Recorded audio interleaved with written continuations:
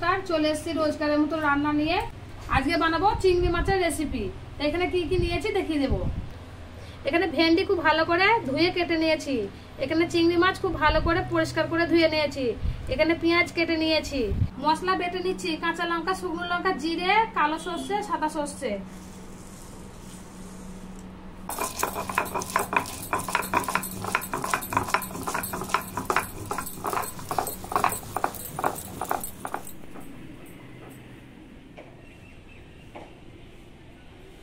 মশলা খুব ভালো করে বেটে নিয়েছি, তুলে নিচ্ছি।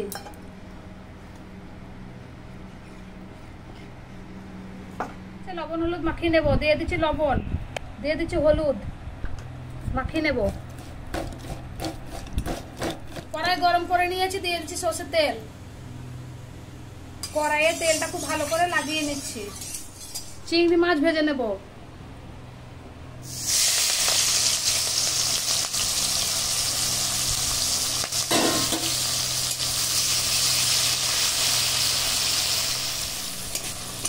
চিংড়ি মাছ খুব ভালো করে ভেজে নিয়েছি, তুলে নিচ্ছি। এইভাবে করে ভেজে নিয়েছি।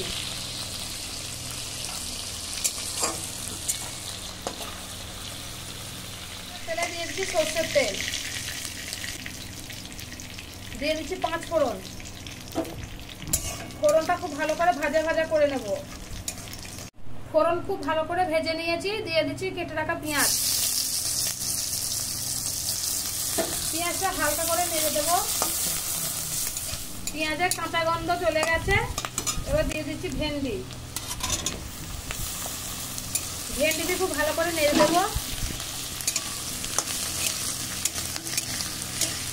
ভাজা ভাজা করে নিচ্ছি। ভেন্ডি খুব ভালো করে কষিয়ে নিয়েছি। এবার দিয়ে দেবো লবণ হলুদ। দিয়ে দিচ্ছি পরিমাণ মতো হলুদ, দিয়ে দিচ্ছি স্বাদ মতো লবণ। লবণ হলুদ দিয়ে খুব ভালো করে নেড়ে দেবো। দিয়ে দিচ্ছি বেটে রাখা মশলা।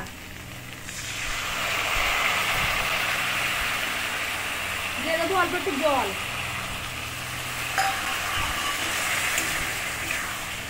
মশলা দিয়ে খুব ভালো করে নেড়ে নেব।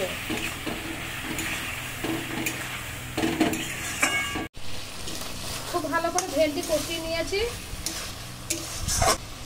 দিয়ে দিচ্ছি সেদ্ধ হওয়ার জন্য জল।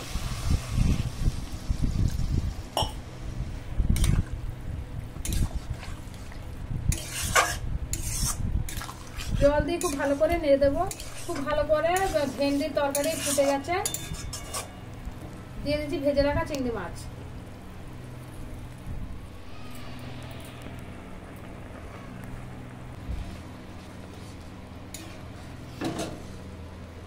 চিংড়ি মাছ দিয়ে ভেন্ডির তরকারি হয়ে গেছে। দেখি ভেন্ডি সিদ্ধ হয়ে গেছে নাকি। হ্যাঁ, ভেন্ডি খুব ভালো মতো সিদ্ধ হয়ে গেছে, গলে যাচ্ছে। এবার নামিয়ে নেব। ভেন্ডি দিয়ে চিংড়ি মাছের রেসিপি। আমি এইভাবেই চিংড়ি মাছ দিয়ে ভেন্ডি রেসিপি করেছি। এই দেখুন, আমি এইভাবে বানিয়েছি। নামিয়ে নেব।